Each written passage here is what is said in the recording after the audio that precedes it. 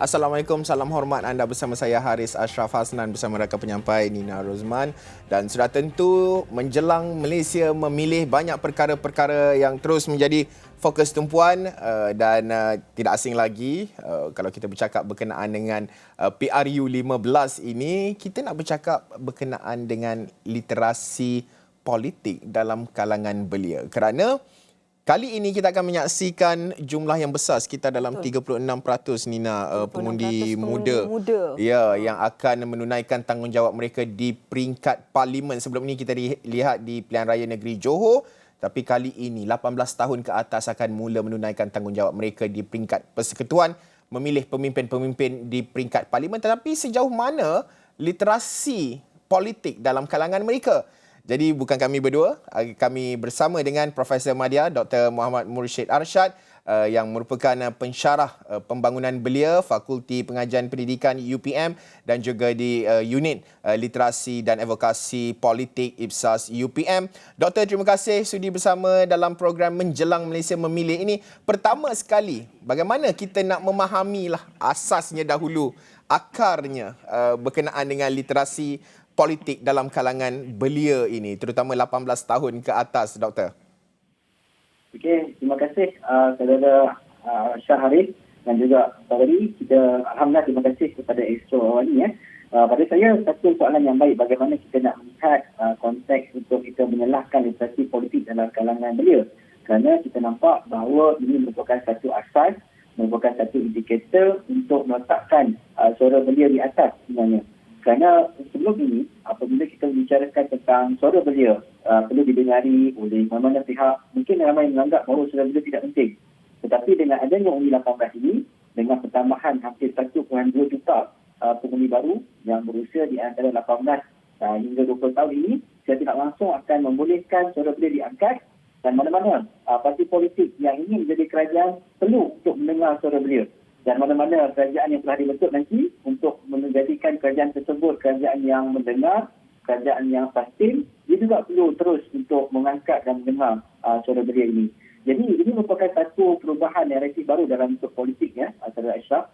Kerana kita nampak di sini peluang untuk kita membagalkan lagi peluang kepada golongan belia, dan pada masa yang sama juga memberi suatu fokus untuk pembangunan belia itu perlu lebih terancam, dan pada masa sama juga ia perlu diberikan perhatian lebih serius oleh mana-mana parti politik yang ingin menjadi kerajaan dan juga kerajaan yang telah dibentuk nanti setelah PRU ke-15 nanti.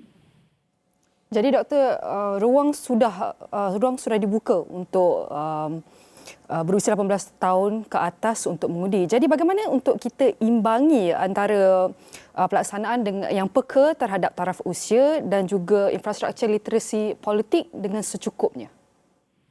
Ya, semestinya kita perlu memperbagaikan usaha-usaha untuk pendidikan politik, kerana untuk memastikan golongan belia terutamanya matang dengan politik, maka perlu adanya program-program literasi dan pendidikan politik yang lebih menyeluruh dan tersusun. Kerana kita perlu lihat cabaran dalam bentuk baru iaitu melalui media sosial. Bila dikatakan kajian juga kita mendapati golongan belia cenderung untuk menggunakan media sosial untuk mengikuti pengembangan politik dan juga perkembangan isu-isu semasa. Antaranya yang menjadi rating tertinggi Twitter, diikuti dengan Instagram, kemudian Facebook dan seterusnya. Jadi kita nampak di sini bahawa kita juga boleh memperbagaikan corak pendidikan politik secara lebih efektif. Tidak mustahil lepas ini mungkin ada TikTok yang memfokuskan kepada cara-cara untuk mengundi. Mungkin akan ada YouTube ataupun video dan sebagainya. Mungkin akan ada cara-cara pendidikan politik yang lebih efektif. Perlu diperbanyakkan lagi supaya lebih banyak usaha-usaha pendidikan politik ini lebih dekat kepada golongan belia. Mungkin kita ada peremajaan semula lagu Marilah Mengundi misalnya. Kan? Itu sebenarnya adalah merupakan cara bentuk baru dan diremajakan semula supaya lebih dekat dengan golongan belia, supaya generasi muda yang kali pertama mengundi ini mereka faham tentang bahawa kepentingan mereka untuk mengundi kerana ia membawa implikasi besar kepada negara dan pada masa sama juga untuk mengangkat suara belia jauh lebih tinggi. Dr. Murshid, kalau kita bercakap soal literasi ini, kita tidak boleh lari daripada sistem pendidikan, kerana 18 tahun itu sudah pun boleh mula ataupun sudah pun boleh mengundi. Jadi pendidikan itu perlu datang ataupun teras akar asasnya itu perlu datang di peringkat awal sama ada di sekolah rendah maupun sekolah menengah. Tetapi bagaimana kalau sebelum ini seolah-olah dia berbunyi seperti tabu sedikit untuk bercerita soal politik di dalam sekolah, tetapi pendidikan dari segi advokasi nak memberi ilmu kepada mereka yang berada di peringkat sekolah untuk menunaikan tanggungjawab memilih pemimpin saat usia mencecah 18 tahun itu, bagaimana ianya perlu mula digerakkan dan apakah bentuk pendedahan yang boleh dilaksanakan di peringkat sekolah terutamanya, Doktor? Saya setuju dengan Saudara Haris sebab kita lihat bahawa pada awal usia 18 tahun mereka boleh mengundi. Maka pendidikan politik ini seharusnya diberikan lebih awal. Bermakna kita perlu menerapkan elemen-elemen demokrasi, elemen kenegaraan, elemen patriotisme dan juga kita aplikasikan di dalam proses pengajaran dan pembelajaran, dan pada masa sama juga kita boleh mempelbagaikan corak bentuk kurikulum yang dilaksanakan baik di tingkat sekolah.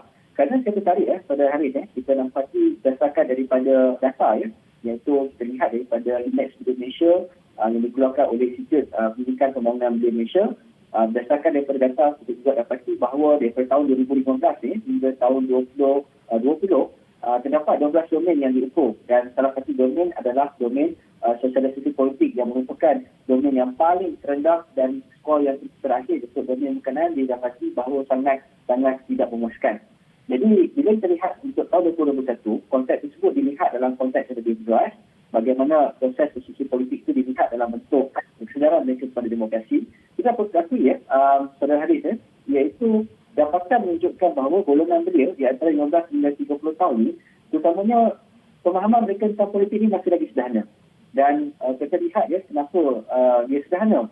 Antaranya adalah nak mengikuti perkembangan politik pun masih lagi kurang memuaskan, dan kata nak ikut perkembangan politik. Nak berbicara tentang politik pun satu benda yang janggal. Nak bercakap tentang politik pun satu benda yang pelik bagi mereka. Jadi kita perlu ubah narasi tersebut supaya kita nak pastikan yang bahawa generasi muda ni dia adalah generasi yang mengambil tahu, yang berminat tentang perkembangan negara dan mengambil tahu tentang isu-isu semasa di dalam negara. Dan pada masa sama juga pemikiran mereka akan lebih terbuka. Dan kita tak nak benda yang terlalu apolitikal. Apolitikal ni maksud dia tak kisahlah apa yang berlaku dalam situasi politik, kan? Tak kisahlah apa yang berlaku, asalkan dia fokus pada apa yang dia nak saja. Dia tak nak macam tu. Jadi kita nak cuba ubah narasi berkenaan, dan saya setuju Saudara Haris, proses pendidikan politik ni seharusnya boleh dilaksanakan dengan lebih tuntas, lebih terancang dan efektif bermula di peringkat sekolah lagi. Tak semestinya kita nak buat satu kurikulum khas untuk pendidikan politik ataupun khusus subjek khas untuk politik, tapi kita boleh mempelbagaikan pengajaran guru-guru di sekolah misalnya. Kita boleh selitkan elemen-elemen demokrasi, elemen berkaitan dengan sejarah raya misalnya, jadi maknanya dia akan lebih komprehensif. Dan dari segi amalan, contohnya kan, mungkin tak mustahil Saudara Haris lepas ni pemilihan ketua pengawas ataupun pemimpin pelajar di sekolah juga boleh melalui proses demokrasi. Akan ada proses pemilihan, akan ada penambahan calon, akan ada proses-proses di dalam sekolah lagi dari segi promosi dan sebagainya. Saya tak langsung akan menggalakkan berkumpulan generasi muda ni dari awal antara 12 hingga 18 tahun ni untuk mereka lebih terbuka, mereka lebih confident. Kita tak akan bentuk keyakinan diri mereka kerana di sinilah sebenarnya pemimpin-pemimpin dapat dihasilkan. Dan kalau kita lihat pada hari ini dalam konteks untuk pendidikan politik ni, jika kita bandingkan dengan negara maju, contohnya pada tahun 1970-an ketika itu di Amerika Syarikat, United Kingdom, mereka telah menurunkan hak mengundi ketika itu. Jadi mereka boleh mengundi seawal usia 17 dan 18 tahun. Dan perkembangan tersebut terlihat di negara-negara tengah, misalnya di India, di Pakistan, dan kita lihat dekat segi hasilnya, kita dapat arti kebanyakan negara-negara berkenaan ramai pemimpin muda yang dihasilkan. Jadi disebabkan oleh peluang yang diberikan kepada golongan muda lebih awal, secara langsung mereka akan lebih terbuka, berketerampilan, dan akhirnya kita akan mencukil lebih banyak lagi bakat-bakat pemimpin muda di sebuah negara. Dan saya tak mustahil pada hari ini kita akan lihat senario ini tak lama lagi. Kita akan nampak lebih ramai lagi pemimpin muda, dan tak mustahil kita akan ada Perdana Menteri Malaysia satu nanti yang berusia muda, yang lebih segar dan mampu untuk membawa Malaysia yang lebih gemilang. Baik, jadi kita harus akui juga bahawa ada yang terpengaruh dengan ibu bapa selain melihat bagaimana proses sosialisasi dan penyertaan, tapi itu ada ahli keluarga bukanlah antara punca utama, ia termasuk juga dengan program-program yang diadakan di sekolah, di media, di peringkat media, termasuk juga dengan rakan sebaya serta pemimpin yang menjadi idola mereka yang akhirnya ia menjadi inisiatif mereka untuk untuk membolehkan mereka bertanggungjawab. Jadi untuk kita dah sentuh di peringkat sekolah. Jadi bagaimana pula di peringkat parti politik? Adakah mereka boleh melihat kaedah pengkadiran dengan mengadakan aktiviti pendedahan di luar sekolah tanpa menjejaskan situasi bebas politik di sekolah? Bagaimana, Doktor? Saya kan setuju dengan pandangan dari kerana kita perlu lihat bahawa usaha untuk pendidikan politik ini dia perlu merentas pelaksana. Tidak semua hanya tanggungjawab itu diberikan kepada kerajaan, tidak hanya diletakkan kepada bebanan sosial raya semasa-masa, tetapi sebenarnya kita boleh mempelbagaikan proses pendidikan politik ini melibatkan pelbagai institusi, termasuk juga dengan parti politik. Tidak mustahil juga universiti awam juga ataupun institusi swasta menjadi ejen kepada proses pendidikan politik. Dan parti-parti politik juga semestinya boleh melaksanakan program-program kolaborasi untuk menyedarkan lebih ramai lagi generasi muda kerana impak dia terlalu besar. Kalau kita lihat dalam konteks pemilihan pada PRU 14 yang lepas, ketika itu jumlah daftar pemilih adalah seramai 14.9 juta. Walau bagaimanapun ketika itu hanya 83% sajalah yang turun mengundi, iaitu sekitar 12.4 juta. Walau bagaimanapun, kita lihat pattern pengundian pada tahun 2022 seperti mana statistik yang dikeluarkan oleh Suruhanjaya Pilihan Raya, iaitu daftar pemilih sendiri, mendapati jumlah peningkatan yang sangat ketara. Yang hampir jumlahnya 21.1 juta jumlah pemilih yang bakal boleh mengundi untuk PRU ke-15 nanti. Daripada 21.1 juta itu sebenarnya komposisi besar 1.2 juta melibatkan pengundi baru yang berusia antara 18 hingga 20 tahun yang membawa nyumbang kepada 5.4%. Secara overall, kalau kita lihat dari segi jumlah pengundian, termasuk juga dengan pengundi yang kali pertama beserta dengan pengundi yang merupakan usia belia 18 hingga 20 tahun. Kalau kita bahagikan dengan 222 parlimen, hampir penambahan 26,000 pengundi baru untuk setiap parlimen. Bayangkan itu secara, kalau kita kira secara purata, tapi mungkin akan ada satu kawasan parlimen yang memang memiliki ramai pengundi, akan ada parlimen yang kurang pengundi, tapi secara overallnya peningkatan tersebut berlaku dengan ketara. Jadi, implikasi besar pengundi muda ini sangat mempengaruhi sebenarnya kepada keputusan pilihan raya. Sangat akan mempengaruhi kepada hala tuju negara. Jadi semestinya kita perlu lebih banyak lakukan program-program literasi politik. Kita kena pelbagaikan literasi politik dengan pelbagai kaedah, dengan cara lebih efektif, dan yang semestinya dia perlu sinergi pelbagai pihak. Dia tidak boleh bekerja di silo untuk pendidikan politik. Tetapi pendidikan politik ini perlu berterusan, perlu tuntas, perlu dirancang, dan insyaAllah saya yakin dan percaya kalau kita bermatang untuk melahirkan pemimpin belia yang mampu untuk mencorak dan memikirkan tentang hal negara, saya yakin dan percaya insyaAllah golongan belia sebenarnya akan menjadi rakan kepada demokrasi negara, menjadi rakan untuk pembinaan negara yang lebih hebat. Dr. Mursyid kekal di talian selepas ini sebelum kita nak berehat, nak membawakan satu isu ataupun masih lagi berkait dengan belia dan juga tanggungjawab, di mana walau apa pun kebarangkalian konfigurasi politik boleh terjadi selepas keputusan pilihan raya umum PRU ke-15 diumumkan, rakyat harus tetap menunaikan tanggungjawab untuk mengundi. Kata pengarah strategi KRA Group Amir Farid Rahim, sekurang-kurangnya apa jua keputusan pengundian nanti menjadi representasi yang membawa suara seluruh warga negara, bukan kumpulan penyokong tegar parti-parti politik tertentu sahaja. Ujarnya kebiasaan sebelum ini, gabungan parti diisytihar sebelum hari mengundi. Namun kali ini, melihat kepada keadaan politik sejak 2 tahun kebelakangan ini, konfigurasi itu besar kemungkinan akan dibuat selepas pilihan raya. Jadi, untuk mengelakkan kekecewaan terhadap hasil PRU 15 nanti, Amir Farid memberikan 2 perkara yang harus menjadi pegangan para pengundi. Pertama ialah mereka sendiri perlu mengkaji, dan bertanya sendiri siapa yang ingin dipilih, apakah isu yang betul-betul menyentuh jiwa dan dirasai sama dengan values, ya, nilai yang dipegang secara individu. Kedua ialah untuk menguruskan jangkaan atau expectation individu, kerana post election arrangement ini, configuration pernah berlaku sebelum ini dan mungkin akan berlaku. Jadi rakyat perlu bersedia dan manage expectation kalau ini terjadi. Saya tak mengatakan ia 100% akan terjadi, kerana mungkin configurationnya berbeza dan mungkin ada satu parti mendapat majoriti yang begitu besar, jadi mungkin configuration tidak diperlukan. Tetapi berbalik semula dari segi individu, jangan ini dijadikan pula sebagai alasan untuk tidak mahu keluar mengundi, kerana setiap undi itu amat berharga dalam menentukan masa depan negara. Beliau berkata demikian dalam program Agenda Awani pada Rabu. Literasi dalam kalangan anak-anak muda menjelang Malaysia memilih berhenti rehat seketika. Kita kembali selepas ini.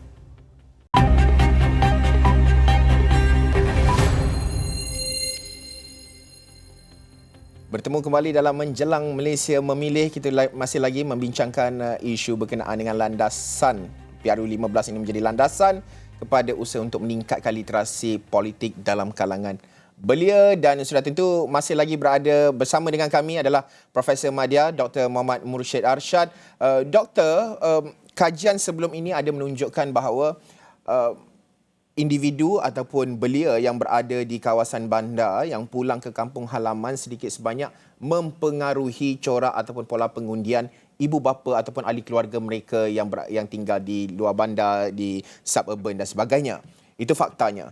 Tetapi bagaimana PRU15 ini menjadi landasan buat mereka yang berada dalam bidang sains politik, termasuklah seperti doktor sendiri yang melihat dari segi pembangunan belia, literasi politik dalam kalangan belia, advokasi dan sebagainya, membuat kajian dan juga melihat dari konteks pemikiran pengundi berusia 18 tahun dan ke atas itu. Bagaimana platform PRU15 ini menjadi pentas kepada para pengkaji meneliti bagaimana pemikiran anak muda mencorak pembangunan negara, Doktor? Ya, tentu soalan yang baik ya, Saudara Aisyah, sebab penting ya kita nak lihat bahawa naratif politik untuk membenarkan undi 18 ini adalah sebenarnya peluang untuk golongan belia sebenarnya terlibat dalam politik. Kerana bila kita nampak ya peluang ini, sebenarnya peluang jauh lebih besar, iaitu kita memberi peluang kepada golongan belia sebenarnya untuk membuat keputusan untuk masa hadapan. Dan pada masa yang sama, keterlibatan belia dalam politik juga sebenarnya tidak langsung ya akan melahirkan lebih ramai lagi bakal pemimpin politik yang lebih matang dan berkualiti. Sebab kita nak kena faham ya, istilah matang tu bukan semata-mata kepada faktor usia saja ya, Saudara Ashraf ya, tetapi penting kepada untuk mereka sebenarnya mahir dan tahu untuk membuat penilaian, matang dalam cara berfikir dan matang dalam segi tindakan.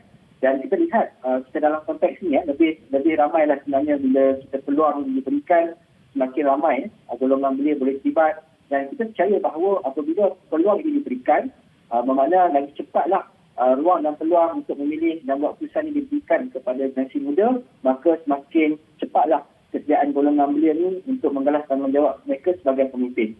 Jadi saya nak bawa balik kepada konteks bagaimana melihat tren pengundi awal antara 18 hingga 20. Ini berdasarkan dapatan kajian yang kita lakukan. Maka kita lakukan kajian ini bersama-sama dengan advokasi, unit advokasi IPSAS di Putra Malaysia. Kita ke lapangan ke Johor untuk melihat pattern pengundian dan juga corak pemikiran anak muda terhadap pilihan raya sebenarnya. Kerana di Johor, pilihan Johor yang lepas merupakan perkara pertama dalam sejarah melibatkan pengundi awal usia 18 hingga 20 tahun. So, berdasarkan dapatan kajian kita mendapati bahawa golongan belia sebenarnya pun inginkan perubahan yang baik, inginkan negara yang bersih, inginkan segalanya yang baik, dan proses demokrasi itu perlu proses demokrasi yang tulus. Dan pada masa sama juga, generasi muda sebagai pengundi awal ini, mereka inginkan pemimpin yang lebih segar, pemimpin yang lebih memiliki idealistik dan juga memiliki wisdom untuk pembangunan negara yang lebih baik. Dan antara kalau lihat ya, betul ya, Saudara Ashraf dia tak terlalu muda, taklah terlalu berusia. Di antara yang ideal pada mereka pemimpin calon yang antara usia 35 tahun hingga 55 tahun. Dia tak nak perlu muda sebab mungkin pada pandangan mereka berdasarkan dapatan, mereka mendapati yang bahawa golongan belia ni boleh menerima peluang pengalaman terlebih dahulu di dalam politik, dan pada masa sama apabila mereka mampu untuk membawa citra masyarakat ataupun komuniti, maka mereka boleh menjadi calon, dan ketika itu ideally adalah di antara umur 35 hingga 40 tahun. Dan mereka juga tidak mahu calon yang terlalu berusia, kerana pada pandangan generasi muda, calon yang terlalu berusia ini sebenarnya banyak limitasi dari segi pelbagai aspek. Jadi mereka nakkan pemimpin-pemimpin yang ideal, yang boleh membawa citra masa hadapan. Dan yang menariknya pada Ashraf, bila kita ke lapangan, kita dapati bahawa ramai pengundi muda, terutamanya 18 hingga 20 tahun ni, mereka tidak tahu sebenarnya mereka dah terpilih dan mereka sebenarnya layak untuk mengundi. Mereka teruja bila kita cuba untuk mereka sendiri lihat di dalam laman web SPR Sema, mereka teruja. Tiba-tiba wajah mereka ceria, dia cuba, terkejut. Rupanya dah jadi pengundi. Jadi mana di sini, kita perlu memperbanyakkan lagi usaha-usaha untuk kesedaran golongan belia ni mengundi, terutamanya di kawasan-kawasan luar bandar. Mungkin belia yang digital savvy yang mendapat akses internet ni, mungkin mereka tak ada masalah. Mereka boleh mengikuti perkembangan politik dan perkembangan isu semasa daripada media sosial. Tetapi bagaimana cara kita untuk dapatkan penglibatan dan juga kita nak sampaikan edukasi politik itu kepada belia di luar bandar, itu juga perlu dilihat.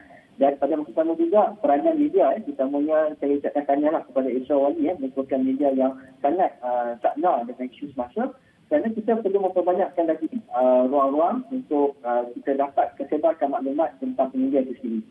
Dan bila kita lihat data juga, saudara Ashraf, yang menariknya, golongan belia ni sebenarnya bila kita tengok majoriti mereka sebenarnya tak kisah pun pasal politik. Mereka tak ambil tahu pun pasal politik. Mereka tak tahu pun apa yang berlaku dan tak nampak apa sebenarnya kalau pertumbukan politik ataupun peningkatan politik yang berlaku di tingkat nasional. Itu pun juga kita perlu beri pendedahan. Maknanya kita mungkin boleh tahu yang komponen parti komponen sekian, ini adalah penggabungan parti sekian. Jadi secara langsung itu juga akan memberi gambaran awal kepada generasi muda untuk melihat politik. Kumpulan yang kedua adalah kumpulan yang mengundi, tetapi dia mengundi mengikut keluarga. Jadi pun ramai juga. Keluarga undi apa, jadi dia pun akan memilih berdasarkan daripada pengaruh keluarga. Iaitu kumpulan yang kedua. Kumpulan ketiga, dia ramai juga, tapi kurang sikit daripada kumpulan yang kedua ni. Ini yang mengundi ikut kawan. Kawan undi apa, dia undi apa, ikut kawan. Yang itu kumpulan yang ketiga. Dan kumpulan keempat adalah kumpulan yang memang mengikuti perkembangan politik, dia mengundi apa, dan dicakna dengan situasi politik semasa. Yang itu kita nampak, tapi tak ramai.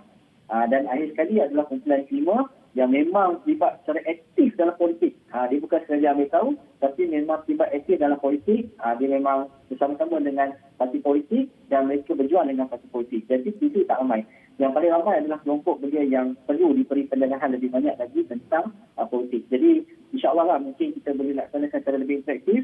Macam saya kata tadi, kita perlu perbanyakkan lagi program-program pendedahan tentang politik itu sendiri sehingga mereka terus membeli.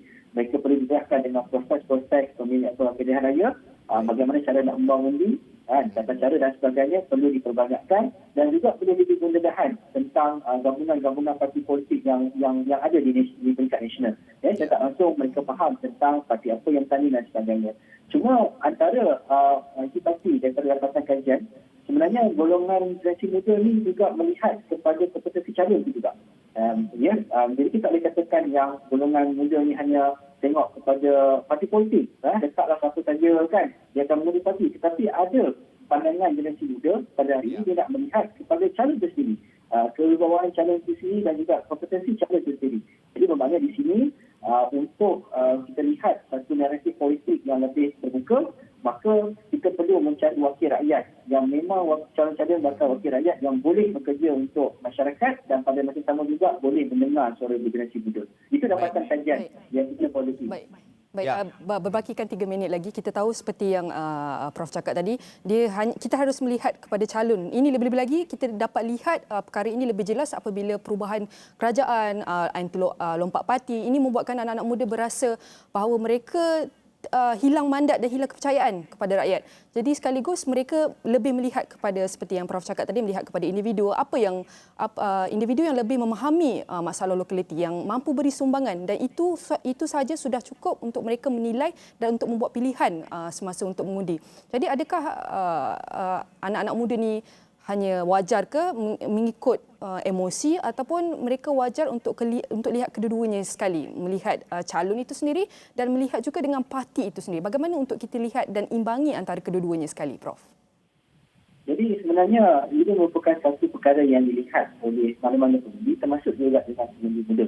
Saya yakin dan percaya pengundi muda sebenarnya mereka inginkan wakil rakyat yang boleh membantu mereka untuk mengatasi masalah dan juga cabaran yang mereka hadapi. Antaranya perkara pokok yang penting sekarang ini adalah peluang pekerjaan itu sendiri. Ya. Itu dapatan kajian.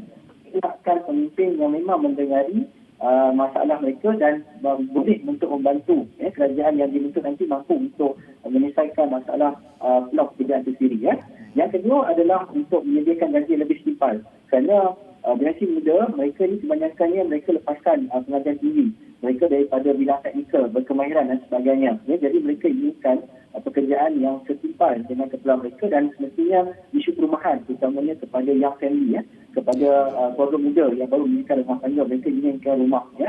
Jadi perkara-perkara ini sebenarnya merupakan satu intipati yang boleh dirangkumkan sebagai perkara yang perlu dilaksanakan oleh kerajaan yang bakal dibentuk selepas PRU 15 nanti untuk kita cuba menepani isu yang dihadapi oleh generasi muda, kita punya golongan belia. Itu perkara pokok yang penting. Jadi soal antara calon dengan parti itu merupakan package. Ya? Maknanya mungkin parti yang mereka lihat stabil beserta dengan calon yang bagus, itu merupakan satu kriteria yang didamkan oleh pengundi muda misalnya. Jadi itu sebenarnya merupakan intipati dan yang paling penting golongan belia sebenarnya inginkan pemimpin pada parti politik ini yang calon-calon yang bertanding antara raya ini memang mereka mampu untuk membawa suara belia, mampu untuk mendengari suara belia dan cuba untuk mengatasi isu-isu dan cabaran serta permasalahan yang dihadapi oleh golongan belia tersebut. Baik, terima kasih. Itu dia tadi Profesor Madya Dr. Muhammad Mursyid Arsyad. Tak puas rasanya, panjang lagi mungkin akan ada siri akan datang. Kita akan berbual lagi berkenaan dengan isu pembangunan belia ini. Dan menjelang Malaysia memilih, berakhir untuk sesi ini, banyak lagi akan kami bawakan dalam siri-siri yang berikutnya. Sekian saja dahulu, saya Haris Ashraf Hasnan. Dan saya Nina Rosman, salam hormat.